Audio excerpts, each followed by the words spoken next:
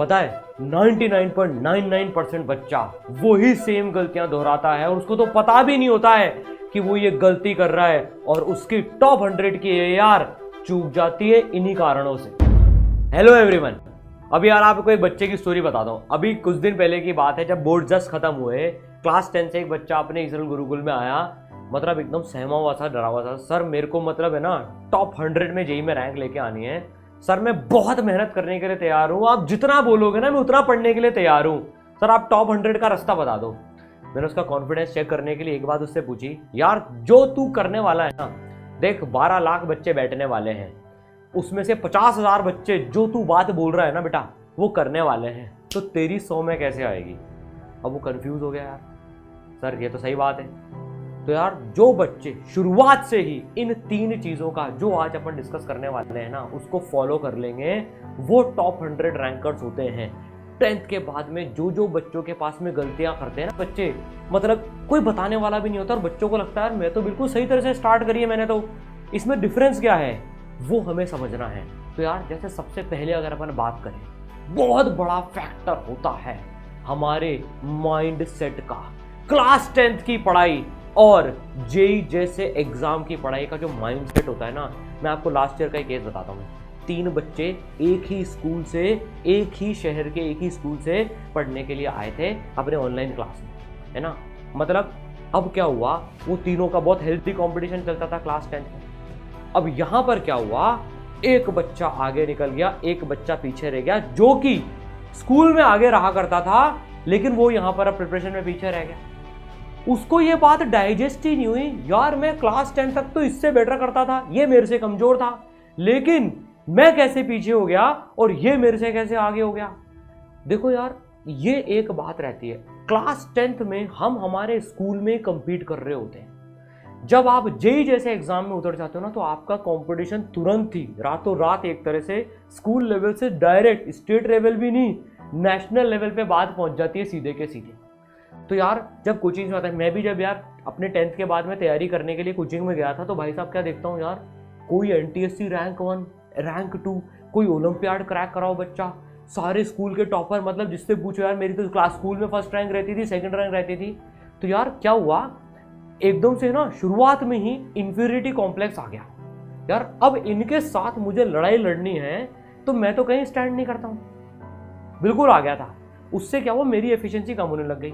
फिर मैं इनके गुप्ता सर के पास गया, जो मेरे पापा भी हैं, यार ऐसा हो रहा है मुझे समझ नहीं आ रहा, ये तो पहली बाजी मार के ले गए हैं, मैं तो कोई स्टैंड ही नहीं करता हूँ। उन्होंने पता है एक बात क्या बोली, देख बेटा यार ये ना एक चीज समझने की है, ये 2 साल की लंबी मैराथन है। क्लास 10th 1 साल की छोटी रेस होती है, सिलेबस कम होता है, यहां पर 2 साल का सिलेबस है, अलग माइंडसेट से चलना है। तू अगर एक से कंपीट करेगा, मान ले अगर वो पीछे हो गया, मान ले वो 5,000 पे आया, तू 4,500 पे आ गया, तब तू खुश हो जाएगा क्या।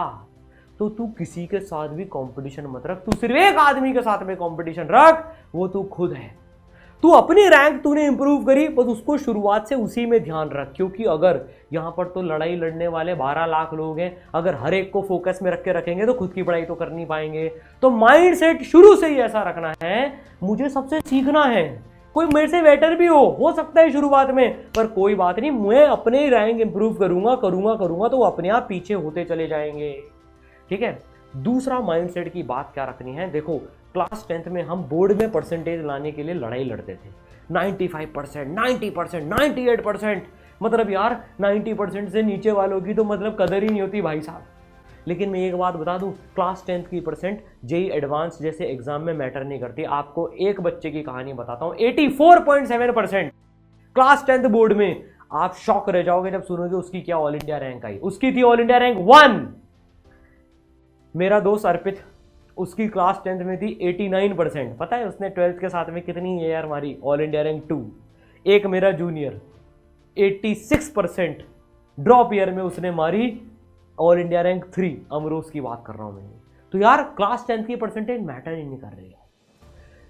आपको एक ये भी समझना है, जे एडवांस जैसे एग्जाम की बात करें, शुरू से माइंडसेट देखना, जब आप पहला टेस्ट दोगे ना आपको बहुत बड़ा झटका लगेगा, सर मेरे तो इतने ज़्यादा नंबर आते थे, मैं तो क्लास का टॉपर था सो कॉल्ड, मेरे 92%, 93%, मेरे बोर्ड में भी सर 90% प्लस आए हैं, यहाँ तो मेरे नंबर ही नहीं आ रहे हैं। भैया जेईई एडवांस में तुम्हें पता है अगर तुम 60% मार्क्स ले आओगे तो तुम्हारी ऑल इंडिया रैंक 500 के अंदर में आ जाएगी, 500 800 के अंदर अंदर में आ जाएगी। 70% ले आओगे तो 200 के अंदर तो पक्की बात है, हिस्ट्री के उससे बता रहा हूं। तो भैया ये लो स्कोरिंग एग्जाम है, घबराना मत। यहाँ पर क्वेश्चन सिलेक्शन का बहुत बड़ा फर्क पड़ता है, 10वीं से डिफरेंस है। तो यार जब तुम इस एरिना में एंटर कर रहे हो ना, इस अखाड़े में एंटर कर रहे हो, तो एक बात का ध्यान रखना कि यार ये अब मैं क्लास 10th की परसेंटेज के लेवल पे नहीं खेल रहा हूं, अब मैं जेईई एडवांस जैसे एग्जाम में खेल रहा हूं, जहां पर तो भाई साहब इतनी परसेंट पे मुझे माला ही बना देंगे घर वाले, एआईआर वाली माला कहती है ना वो। तो इसलिए ये माइंडसेट से डिफरेंस अपने को रखना है ना। फिर दूसरी एक समस्या आएगी भिड़ते ही से। तुम्हें काफी सारे बच्चे ऐसे मिलेंगे जो यार आजकल ये ट्रेंड भी चल रहा है ना, 9th 10th से कई बच्चे तो क्लास 6 से प्रिपेयर करने वाले मिलेंगे, है ना। सर ये तो 9th 10th में ही 11th का आधा सिलेबस तैयार करके आया है, सर मैं क्या करूं, ये तो क्लास में मेरे से पहले ही जवाब देता, देखना होगा तुम्हारे साथ में ऐसा। कई जगह से बच्चे आते हैं, कुछ चीज़ याद वाद करके बैठते हैं, कुछ शॉर्ट ट्रिक्स भी होती है, तो उससे क्या है फिर वो लगता है यार मैंने तो पहले से पढ़ाई नहीं करी है। एक बात तुमको फैक्ट बताता हूं, अगर तुम टॉप 100 एआईआर्स की हिस्ट्री देखो ना, तो 70% वो बच्चे होते हैं जो 11th क्लास से ही अपनी तैयारी चालू करते हैं, लिटरली बता रहा हूं। सर अब इनसे लड़ा कैसे जाए, पर ये बहुत बड़ा क्वेश्चन है। सर मैं तो तैयारी नहीं करके आया, मैं भी नहीं आया था क्लास 10 से बहुत ज़्यादा ऐसे कुछ तैयारी करके। इसका एक तरीका होता है, देखो कोई बात नहीं, अब हम पास्ट को तो चेंज कर नहीं सकते। सर मैं भी वापस जाता हूँ, कई छोटे गांव से बच्चे होते हैं यार, है ना, कई छोटे शहर से भी होते हैं, एक्सपोजर नहीं होता है यार, उसमें उनकी गलती नहीं है। अब क्या करें, देखो इसका एक बहुत ज़बरदस्त आपको तरीका बताता हूँ जो मेरे को यार, मतलब अगेन एनके सर का मैं इसमें बहुत बड़ा रोल बताऊंगा। देखो यार तुम्हारी अब 11th 12th का जो सिलेबस है ना, वो थोड़ा सा मतलब 10th के कंपैरिजन में हर चैप्टर का लेवल बढ़ेगा, मतलब मेंटल लेवल बढ़ेगा डेफिनेटली यार जेईई में यार, मतलब है ना। तो यार अब क्या होता है, जब मैं क्लास में पहली बार उसको सुन रहा हूँ, मान लो मैंने ऑफलाइन क्लास ज्वाइन करी या ऑनलाइन क्लास ज्वाइन करी, जो भी है, अब मेरे टीचर ने एक नया टर्म बोल दिया, movement of inertia, radius of gyration. अब मैं तो भाई साहब उसमें उलझ के रह गया।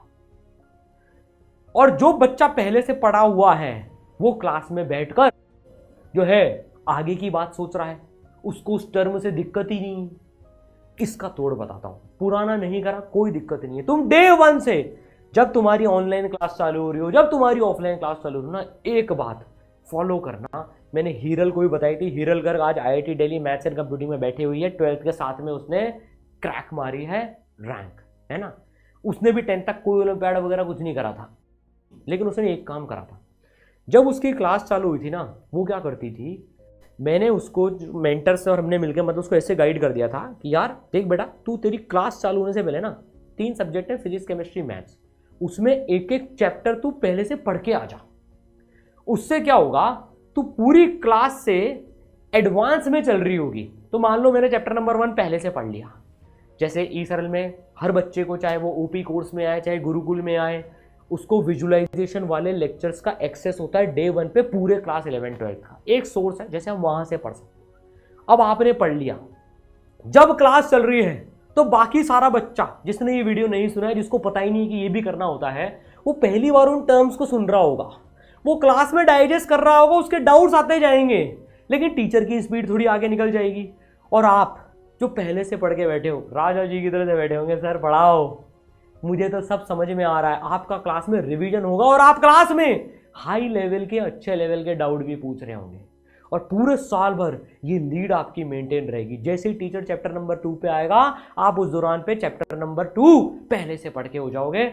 आपको इसका डबल एडवांटेज पता है, एक चीज में और मिलेगा, आप जब घर पे जाकर या क्लास के बाद जब होमवर्क करोगे, आपका होमवर्क में भी टाइम कम लगेगा, क्योंकि आप क्लास में रिवीजन करके आए हो। तो एडवांस में टीचर से आगे चलना है आपको, ई सरल के मेंटर्स भी उसमें गाइड कर देंगे, टेंशन मत लेना, ठीक है ना। अब देखो तीसरी जो सबसे इंपॉर्टेंट बात है, मतलब ये बहुत कम लोगों को समझ में आती है, यार मैंने क्यों प्रिपरेशन चालू करी है, मैं क्यों जेईई में जाना चाहता हूं। सर उन भैया का मैंने पैकेज देख लिया, सर करोड़ों का पैकेज लगा, सर गूगल में नौकरी लग जाती है, फेसबुक में, एप्पल में नौकरी लग जाती है। कुछ भी कारण हो सकता है, मतलब मैं नहीं कह रहा हूं कि ये कारण गलत है कि सही है, पर हमें हमारा कारण पता होना चाहिए। मैं क्यों इस एग्जाम के लिए तैयारी कर रहा हूं, ये वाई क्वेश्चन का आंसर डे 1 पे करना बहुत जरूरी है। तो यार जिसने वाई कारण नहीं ढूंढा ना अभी तक, वो ढूंढ लो। वो नहीं तो है ना 1 महीने के बाद ही पस्त हो जाएंगे। जब टफनेस आएगी ना, तब यही मोटिवेशन चाहिए होता है कांस्टेंट 2 साल के लिए। मैंने तैयारी क्यों चालू करी थी? नहीं तो 6 महीने के बाद भी सर मेरे लायक नहीं है, मैं इसके लायक नहीं हूं, मैं तो जा रहा हूं सर, मेरा कोई दूसरा सपना है, मैं तो सर ये बनना चाहता था, मेरे साथ जबरदस्ती हो गया ऐसा। तो भैया अपने कारण मुझे कमेंट में बताना, तुम क्यों करना चाहते हो, क्यों तुमने ये डिसीजन लिया है। कोई भी कारण हो सकता है। सर मैं पेरेंट्स को प्राउड करना चाहता हूं, मैं खुद चाहता हूं, सर मुझे आईआईटी से मोहब्बत है, मैंने आईआईटी के वीडियोस देखे हैं, हाई पैकेज लगता है। भाई मैंने मेरे मोटिवेशन का कारण डे 1 पे लिख लिया था। कई बच्चों को हंसी भी आई, पर मेरे लिए तो वो यार वो पूरे 2 साल काम करा। मैंने मेरे रूम में लिख लिया था IIT Bombay I am coming, है ना। और कारण देखो वाई रीजन, मेरे 3 वाई रीजन थे। अब यार बचपन में कुछ भी सोच लेते हैं, पर उन्होंने तो मुझे मोटिवेट किया। LBW लिख लिया था मैंने अपने रूम में। LBW क्रिकेट वाला LBW नहीं है ये, एल मतलब लाइफ बन जाती है यार। मैंने एनके सर को भी देखा था, पापा को, मेरी बुआ जी भी आईआईटी बॉम्बे में पढ़ी थी, तो यार लाइफ बन जाती है यार। और कोटा से ही यहाँ तो गंगा ही उसकी बहती है। फिर बी से मेरे मामा जी ने पता है मेरे को एक पहले ही लालच दे दिया था, मतलब आगे होके देख तू अगर आईआईटी में चल जाएगा ना तो मैं तेरे को एक बहुत बढ़िया बाइक दिलाऊंगा। बाइक, बी फॉर बाइक हो गया। मैंने कहा वाह यार भाई साहब बाइक भी मिलेगी। और ऐसा सुना था यार जो आईआईटी वाईटी में चल जाते हैं भाई साहब, और डब्ल्यू का मतलब क्या है सर? तो वैसे यार उनकी शादी भी बढ़िया होती है, तो लिख लिया था डब्ल्यू पर वाइफ। ठीक है भाई साहब, बायोडेटा में आ गया तो LBW लाइफ इज सेट। तो यार देखो आपका क्या रीजन है आप बताओ, ठीक है। तो यार आप जो बच्चे फोड़ना चाहते हैं, मचाना चाहते हैं, और यार इसमें देरी नहीं करनी है, जितना जल्दी स्टार्ट करोगे उतना जल्दी 2026 में फोड़ के दिखाओगे। तो यार आप लोगों के लिए जेईई ब्रह्मोस 2026 का ऑनलाइन कोर्स भी है, और जो बच्चे कोटा आकर ऑफलाइन तैयारी करना चाहते हैं उनके लिए गुरुकुल ऑफलाइन भी है। मेंटर्स आपको पूरा गाइड करेंगे। अपने यहाँ पर सिर्फ लिमिटेड बच्चों के लिए एडमिशन है बच्चों, ताकि हर बच्चे को पूरा फोकस मिले, उसकी पूरी केयर होगी। ऐसा नहीं होगा कि यार रैंकर्स और बैंकर्स में डिस्क्रिमिनेशन हो गया, स्टार बैचेस ये यार फलाना डिमाका ये सारे बैचेस बन गए। नहीं, सब बच्चों को बराबर फैसिलिटीज, ताकि जो मेहनत करना चाहता है वो आईआईटी में पहुंच के दिखाए।